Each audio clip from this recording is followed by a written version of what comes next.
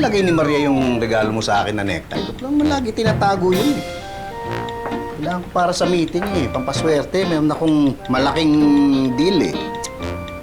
Ngayon na ba talaga kailangan yan? Oo, alas 10 ng umaga yung meeting namin ng kliyente eh.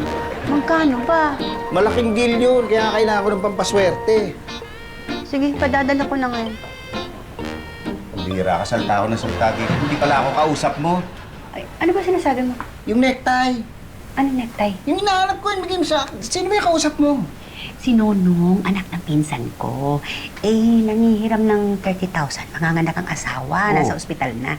Padadala ko na sa quick cash. Oo, padala mo. Emergency yan. Padadala ko na, ha? Sige, sige.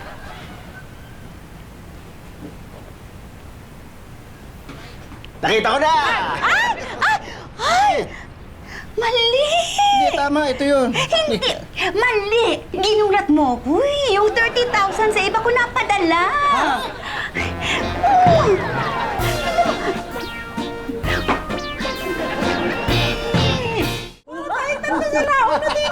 Ay, hindi nga kasi dahil sabi mo nga kasi emergency, di ba?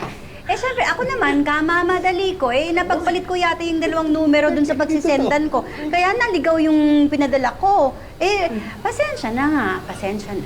Pasensya na din po, Chang. Yun lang po yung natabi kong pera eh. Wala bang ano dyan?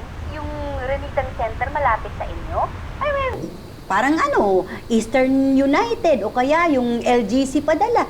Para ano, dun mo na lang kunin, hindi na rito sa quick cash. Diba? Sa bayan pa po yun eh. Malayo po sa ospital. Ayaw di po magpaiwan ng asawa ko dito eh. Mas mabilis po sa Quickcash. Sige. Padadala ko na. Sige na. O, huwag ka na. Mag-relax ka lang, ha? Oo, sige.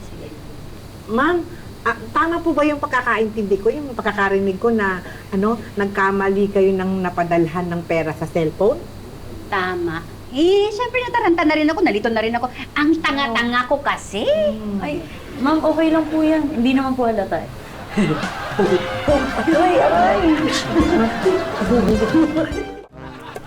Naku, Nay, mukhang malabong mabalik na po yung pera nyo kasi hindi na nga sumasagot eh.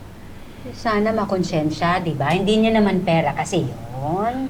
Pero na-report ko na po tapos may reference number na din tayo. Pero dapat yung nakakuha yung magsoli nun. Ma'am naman kasi, ba't namimigay ka ng pera eh? Hindi ko nga ipinamigay. Nagkamali nga. Ba't ba ako nagpapaliwanag sa'yo? Paulit-ulit na ako eh. Ma'am, kasi sa susunod po, tatanong niyo muna yung number kung mali yung papadala ninyo. Ikaw, pwede ba, ma'am? Tigil mo muna yung bunganga mo, yung pabuka. Uy. Yes po. Nak. Ano naman? Tawagan mo ulit yung customer service ng Quick Cash. Sige, tatawag ako mamaya. Pahinga pa muna ako, sakit ng ulo ko eh. Kanina pa ito eh. Ay, Sa init siguro. teka, wala akong gamot ha. Day, ayusin ko agad, Day, ha? Kuya, kamusta si Ate Kara? Kasi sabi niya may papakita daw siya bagong biling bag. Masakit ang ulo nga ng kuya mo. Mamaya ka na chumika. Hoy! Ano ba? Sino sinisilip mo dyan? Baka nasundan ako ni Dr. Machika.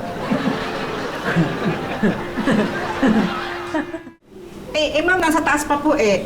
May kausap dun sa taga-quick cash, nagpa-follow up po. Hindi ba si Kara? Parang narinig ko kanina. Parang ayaw daw siya sagutin. Ayaw siyang kausapin. Baka may tampuhan. Ikaw talaga, may pamarites ka dyan at may nalalaman ka pang tampuhan. Ay, ma'am, baka kay Kara niyo po napadala yung pera? Oh, Nak. Ano? Anong balita? Anong sabi ng kausap mo? Sabi raw nila, hindi na daw po mababawi yung pera. Kung hindi na daw po magsusuli ng katanggap, i-report na lang daw po sa polis. Oh, yun naman pala eh. Ipadampot po natin. Ipakulong natin. Paano may papadampot? Number nga lang, hindi sumasagot. Kung takutin niyo kaya siya, sabihin mo pag hindi niya sinuli yung pera, ipapabarangay niyo siya. Makalurky siya. Paano mo ipapabarangay? Hindi nga alam kung saan nakatira. Nak, Apo. tingin mo. May babalik pa yung pera ko.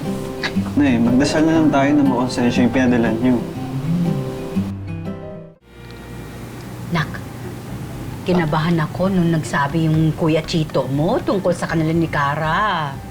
Nay, what if bigla sabihin sa inyo ni Kuya na magpapakasal si Ate Cara? Ay, matutuwa ako. Darating naman talaga yun. What if next month na po agad? Bilis naman yata. Oy, hindi minamadali ang pag-aasawa, ha? What if ako na po magsasabing magpapakasal na ako? Okay rin. Doon naman talaga pupunta. Pero kailangan magtapos ka muna. What if bukas na po agad? What if? Kurutin kaya kita ngayon para mataunan kang bata ka. It's a prank! Siyempre, joke lang po yun, Nay. Prank lang.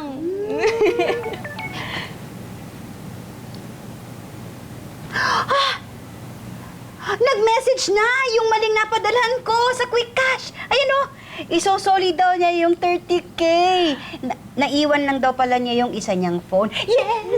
Tapos na, sa quick cash na po ipadalhin 30K. Joke! Ikaw na, padala mo na.